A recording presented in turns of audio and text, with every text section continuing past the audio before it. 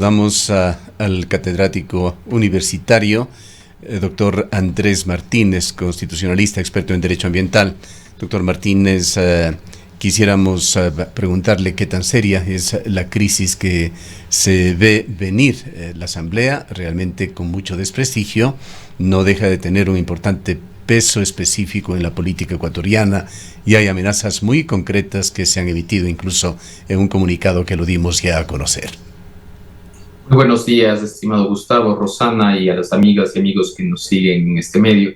Yo creo que esas amenazas son casi tan ciertas como el anuncio de reelección del presidente de la República. ¿Qué quiero decir? Que al final del día son obviamente elementos políticos que utiliza tanto el Ejecutivo, a su vez la Asamblea, con el propósito de posicionar una agenda. En este sentido, creo que es una de las respuestas, no sé si obvias, pero necesarias que ha tenido que dar el bloque tanto del Partido Social Cristiano y por supuesto de UNES, frente a obviamente un tema bastante grave que fue el pasado domingo, que la Asamblea Nacional no tuvo el quórum necesario para dos situaciones concretas. El gobierno, por un lado, quiere vendernos que a ellos lo que les preocupaba era el segundo debate respecto de una ley importante a nivel de seguridad. Sin embargo, lo que se buscaba era la posesión del superintendente del banco.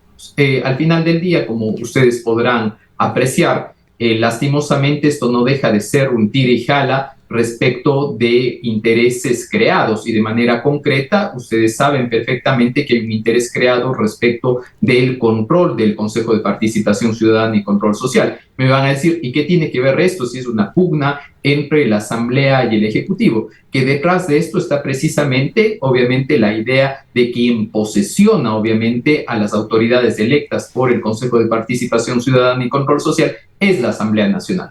Ellos han elegido, bien o mal, ya podremos discutir más a fondo eso, a unas autoridades y por supuesto no los quieren posicionar. Y como no les quieren posicionar, lo que terminan haciendo es sacando de la manga, obviamente, un mecanismo constitucional que está establecido, que es precisamente el tema de poder iniciar un proceso de revocatoria contra el presidente de la República. Y sobre todo, creo que honestamente los legisladores no miden sus declaraciones al comparar situaciones, por ejemplo, como las ocurridas en Perú. Han habido algunos legisladores, tanto del Partido Social Cristiano y también algunos de Pachacutic, que han llegado a comparar la situación con el tema peruano. Yo creo que son situaciones totalmente distintas y que obedecen obviamente a distintas causas, con lo cual debemos ser objetivos al momento de analizar y al final del día no nos olvidemos, estimado Gustavo, que estamos a final de año y se quiere un poco marcar la agenda de lo que será el 2023 que viene, por supuesto, en el primer trimestre con un tema bastante importante como son las elecciones seccionales donde tanto, obviamente, cada uno de los sectores, UNES, Social Cristianos, el propio CREO y otros partidos, intentarán posicionarse precisamente porque al final del día no es otra cosa que un balón de ensayo de lo que podría pasar 4 años después, precisamente en unas elecciones nacionales, donde, por ejemplo, el Partido Social Cristiano y nuevamente UNES querrán saber si tienen obviamente todavía el respaldo como para poder presentar un candidato a nivel presidencial. Doctor Martínez, muy buenos días. Como usted dice, este es un tira y jala tanto del Ejecutivo como del Poder Legislativo de la Asamblea Nacional. Este intento de golpe de Estado podría venir de cualquiera de los dos lados. El ministro de Gobierno emitió un comunicado dirigido a la Asamblea Nacional advirtiendo que ha habido un desacato al no posesionar al superintendente de bancos, que fue ya elegido por el Consejo de Participación Ciudadana y Control Social, y que esto podría acarrear medidas legales, en este caso la destitución. Es decir, se están buscando los mecanismos legales para avanzar en este proceso, pero de su lado, la Asamblea Nacional dice que no va a acatar y ha tomado esa decisión, advirtiendo o anunciando además que este dictamen del juez que restituyó a los 4 consejeros que fueron destituidos, no ha llegado el dictamen escrito a la Asamblea Nacional. Es decir, ellos dicen que no conocen sobre este dictamen porque no se ha remitido hacia la Asamblea Nacional y la posición de ellos definitivamente es simplemente no acatar. Nos preguntamos hasta qué punto va a llegar esto. Bueno, yo creo que es importante, estimada Rosana, buenos días, hacer unas dos aclaraciones. La primera es precisamente de dónde nace este tema, y de dónde nace es precisamente de una elección de un consejo de un consejo de participación ciudadana cuestionado y que al final del día obviamente ha tenido unos problemas respecto a su restitución, donde podríamos entrar después en un debate concreto respecto del abuso de las garantías jurisdiccionales a nivel del Ecuador, que es penoso, yo creo que es penoso, es alarmante respecto de cómo se ha venido utilizando precisamente con intereses políticos. Ese es un ítem. Y el otro ítem de manera concreta es el hecho de también nuevamente caemos en las amenazas respecto de destitución. Hay simplemente una aclaración que vale la pena recordar. La Corte Constitucional ha emitido ya jurisprudencia en este sentido y se ha reservado para ella la posibilidad de ser, como máximo órgano de interpretación constitucional, la única que podría destituir a funcionarios públicos en tanto en cuanto no acate, por ejemplo, una sentencia de orden constitucional. Primera cosa. Segunda cosa, en el caso específico de esta resolución del juez que manda a que la Asamblea Nacional lo posesione, es recién el juez de primera instancia. En consecuencia, obviamente todavía cabe una apelación, razón por la cual, frente a su pregunta, todavía cabría la apelación en este sentido para que obviamente la Corte Provincial pueda resolver respecto de ratificar o no el fallo venido en grado. Después de eso, sí se podrían iniciar unas acciones y esas acciones serían una acción por incumplimiento planteada precisamente ante la Corte Constitucional. Y la Corte Constitucional debería conocer y debería obviamente dar una respuesta. Es decir, no es tan simple como plantea el ministro de Gobierno, pero también al final del día... Hasta eso, doctor Martínez, ya estaremos en las elecciones posiblemente. Yo creo que en las elecciones del 2024, sí, pero creo que hay un tema más allá de eso y que a mí me llama la atención y que no me deja de preocupar, y es el hecho precisamente de este abuso de las garantías jurisdiccionales que se ha venido a instaurar a nivel nacional, no solamente a nivel político, sino lastimosamente también respecto, por ejemplo, en el área penal, para obviamente hacer una serie de abusos, como ustedes conocen, sobre texto de garantías jurisdiccionales, dejar en libertad a un sinnúmero de elementos. Doctor Martínez, pero en todo caso, más allá de lo real o no que pueda ser esa amenaza de la Asamblea, explíquenos qué figura está proponiendo la Asamblea. Pues citan allí la posible aplicación del artículo 130, numeral 2, que a su vez cita el artículo 168 de la Constitución. ¿Qué es lo que está proponiendo la Asamblea como mecanismo para eventualmente destituir a Guillermo Lasso?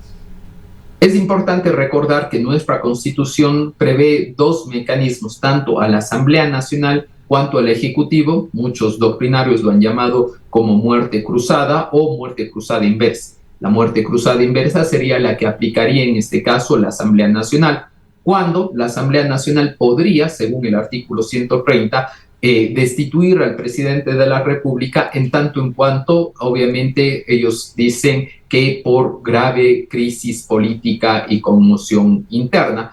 Esto obviamente establece un procedimiento de manera concreta que dentro de 72 horas después de concluido el trámite, la Asamblea tiene que resolver motivadamente las pruebas de cargo y de descargo. Ahí viene precisamente un tema, si ustedes quieren, a debate respecto de que esta facultad ya fue utilizada precisamente por la Asamblea Nacional. Recordemos precisamente este año, dentro de las paralizaciones de las protestas sociales del mes de junio, se dio precisamente la posibilidad de aplicar esta situación. De la misma manera, mientras podría estar iniciando la aplicación del 130, a su vez el presidente de la República podría, por supuesto, si lo considerase así, aplicar también la posibilidad de una muerte cruzada. La muerte cruzada, como ustedes conocen, es la posibilidad de que el presidente de la República, a su juicio, considere que la Asamblea Nacional se haya arrogado funciones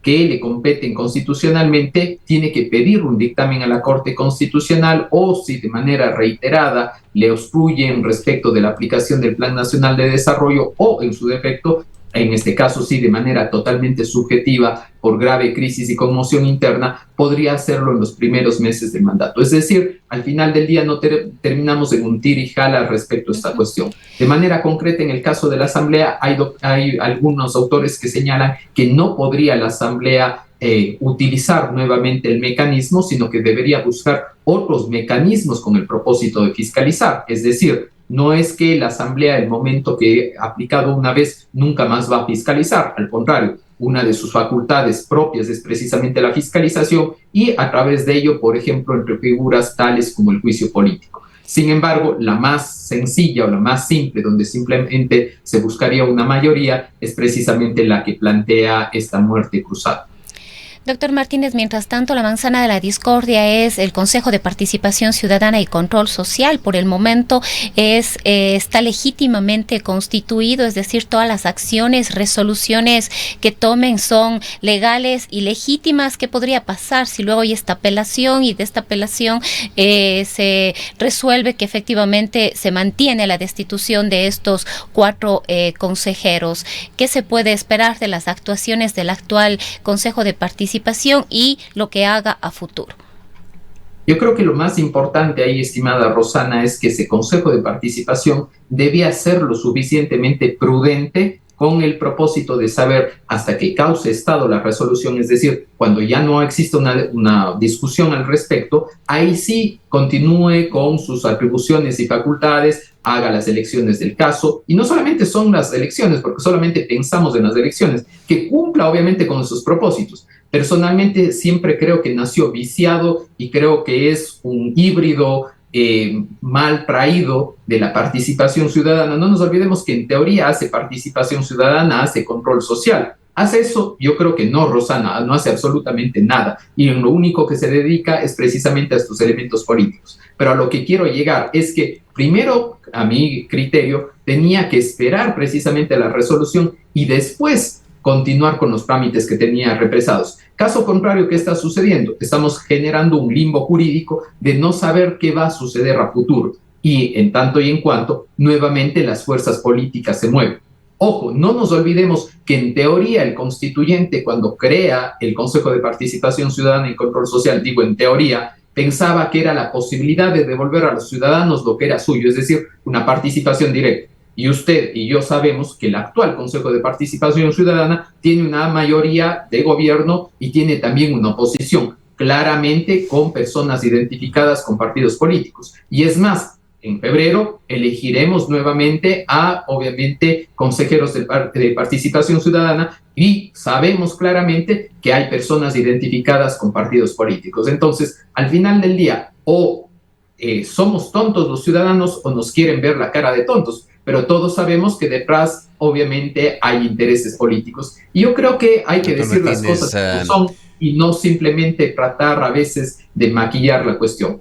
Quisiera pedirle que elabore un poquito más su declaración en el sentido de que el anuncio de Lasso, de su intención de ir a una reelección para el próximo periodo, es una declaración coyuntural, política y que se mueve dentro de los hechos políticos que se han dado en los últimos días en el país, particularmente esta puja que existe con la Asamblea.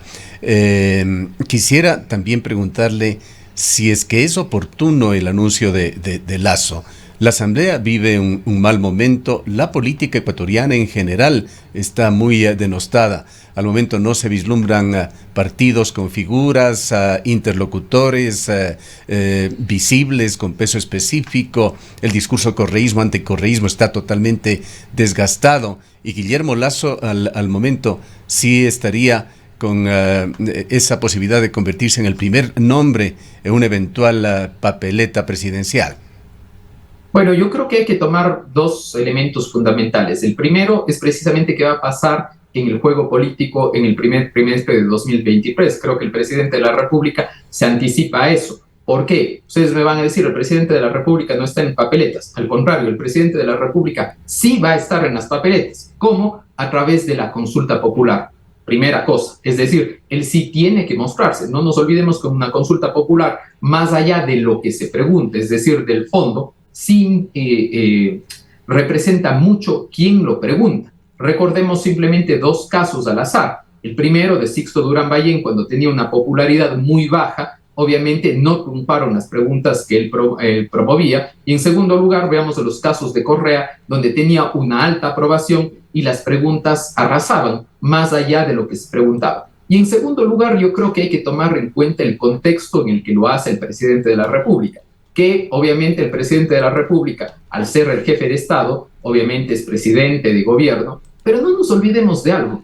Al final del día también es un actor político. Y al ser un actor político tiene, en este caso, un movimiento político que es Creo, y yo creería que lo que está intentando hacer es posicionar no solamente su imagen, sino la imagen de su partido con el propósito de posicionar lo que serán en las elecciones seccionales. Y en tercer lugar, también es importante ver en el contexto en el que lo hizo, y yo creo que el presidente de la República hizo incluso una mención en sus declaraciones a las que nos estamos refiriendo, donde decía que cuando se está en Washington, los políticos se empoderan más. De pronto, obviamente, con estas rondas de negociaciones, tanto en la Casa Blanca, con el BID, con el Banco Mundial y otros organismos, yo creo que en teoría le deben haber dicho o le deben haber hecho sentir que las políticas que estaban aplicando eran las correctas, con su defecto, que iba a recibir el apoyo y que obviamente al final del día estaba en buen rumbo. No nos olvidemos, y esto creo que sirve para todos los políticos, no solamente para el señor Lasso, creo que siempre dentro de un gabinete, dentro de un cuarto de guerra de un político, no solamente tiene que tener aquellos asesores que le adulen y que le digan que todo está bien. Al contrario, yo creo que los mejores asesores son los que son críticos y los que les muestran la realidad. Y creo que precisamente esto no está ocurriendo en Carondelet. Quisiera finalizar este diálogo, doctor Martínez, pidiéndole también su opinión, en su calidad de constitucionalista, sobre las preocupaciones que está generando la consulta popular y referéndum. Hay varios analistas que se han pronunciado, y esto lo vamos a cubrir en una próxima entrevista con Carlos Castro en los siguientes minutos de este noticiario. Señalan de que hay que tener cuidado, que más allá de las preguntas que se están planteando, hay disposiciones transitorias, están los anexos con amplios, elaborados y complejos textos que hay que leerlos para entenderlo. El riesgo, sobre todo, que lo sugieren, se trataría de una especie de caballo de Troya en varias de las preguntas, son las transiciones que se darán, lapsos entre la eventual aprobación de estas preguntas en los cuales quedan varios organismos pendientes del cumplimiento de esa disposición, periodos que pueden alargarse más allá de un año, hasta 1 año y medio, en los cuales hay organismos que podrían ejecutar disposiciones transitorias. Entre ellos, en la pregunta que más preocupa, una de las que más preocupa a Cuenca, el tema relacionado con la protección de las zonas de recarga hídrica, dejaría al Ministerio del Ambiente con amplia potestad, y en ese periodo podrían consumarse riesgosos proyectos mineros que constituyen una amenaza para la provincia de La Suay. ¿Comparte usted estas preocupaciones? Yo creo, estimado Gustavo, que hay que tomar en cuenta primero en contexto, no todas las preguntas son iguales y no todos los anexos son iguales. En segundo lugar, creo que se ha hecho un control constitucional, es decir, no es que realmente son, en primer lugar, recién los planteamientos que está haciendo el Ejecutivo y que no han sido controlados, ha pasado ya un control constitucional. Y a lo que se refiere a usted de manera concreta con la pregunta 7, la Corte Constitucional ya dijo de manera concreta que el Ministerio del Ambiente, al momento de emitir los acuerdos a los cuales usted hace mención, tendrá que tener en cuenta la ya obviamente declarada inconstitucional, pero todavía vigente, Ley Orgánica de Recursos Hídricos. Es decir, sí se preocupó la Corte precisamente de poner un coto y no dejar un tema tan abierto. Y por último, creo que hay que tener en cuenta una cuestión, y esta es mi opinión personal, y después tal vez a futuro podríamos conversarlo con mayor profundidad. Sin embargo, las áreas de protección hídrica que se plantean en la pregunta número 7 ya existen. No es que no existan, ya existen en la Ley Orgánica de Recursos Hídricos. ¿Qué se está haciendo? Se les están elevando a nivel constitucional, poniéndoles al mismo nivel del artículo 405 de la Constitución. ¿Qué ocurre si yo le pongo al nivel del 405? Automáticamente, el 405 habla del Sistema Nacional de Áreas Protegidas. ¿Qué pasaría? Automáticamente tendrían obviamente la protección del 407, es decir, que no se pueden realizar actividades extractivas en dichas áreas. creo que es positivo al final del día. Pueden haber críticas, por supuesto. No obstante, son situaciones que ya existen a la fecha y más bien lo que se están haciendo es cambiar lo que estaba en la ley, colocar en la Constitución. Minimiza, por tanto, usted el riesgo de estos paréntesis de tiempo. Bueno, yo creo que al final del día no nos olvidemos que el Ministerio del Ambiente, Agua y Transición Ecológica, más allá del color o bandera política, no deja de ser la autoridad ambiental nacional. En un Estado constitucional de derechos y justicia, si no creemos en las instituciones, yo creo que es mejor cerrar la puerta e ir a casa. Sí creo que puede haber un debate, los ciudadanos deberíamos estar atentos precisamente de ese nivel de control. No obstante, mi criterio personal no es para alertarnos ni para asustarnos respecto de esas condiciones que se establecen en la pregunta 7. Tal vez para cerrar de manera muy concreta, Andrés, el Gobierno Nacional está trabajando para emitir en enero del 2023 un decreto para declarar áreas reservadas de seguridad a 11 proyectos mineros, entre ellos el proyecto Río Blanco. La intención es militarizar estos espacios, estos proyectos mineros. De acuerdo al viceministro de Minas, ha dicho que es para resguardar estos espacios de la actividad minera ilegal, que ya la vemos aquí con consecuencias catastróficas en Río Blanco, pero esta militarización también podría ser una defensa a estos proyectos llamados estratégicos, a estos proyectos de la negativa, en este caso de la población, y las posibles acciones que estos podrían tomar en defensa del agua y en defensa, por ejemplo, en nuestro caso de los páramos. Sí, quisiera añadir aquí, doctor Martínez, de que usted apelaba que se tiene que confiar en las instituciones, pero estamos viendo actuaciones de instituciones como el Ministerio de Energía y Minas, la Secretaría de Alianzas Público-Privadas, que abiertamente a través de comunicados señalan su apoyo irrestricto a las empresas mineras. De esto parte lo que señalaba Rosana, sin una presencia allí en la cual sí se ha invitado a miembros del ejército, a generales del ejército a discutir estos temas, sin la presencia del Ministerio del Ambiente. Bueno, de manera concreta, yo les contesto algo. Digo que cada vez nos parecemos más a México de lo que creeríamos. Y me van a decir por qué. Porque en México han sucedido dos fenómenos que, aunque ustedes no crean, nos estamos reflejando día a día. En primer lugar, por ejemplo, el tema de la ayuda conjunta del ejército a las actividades de seguridad interna. Es un tema que ya ha ocurrido, se creó un híbrido que es la Guardia Nacional y que es un poco el intento de lo que se quiere hacer a nivel país. Y en segundo lugar, de manera concreta, con la consulta que usted hace, hago la comparación de lo que ocurrió con López Obrador en la península de Yucatán con el Tren Maya. El Tren Maya es una construcción altamente cuestionable respecto de los impactos ambientales que produce. ¿Qué se hizo? Se le elevó a áreas de seguridad nacional y a proyecto estratégico.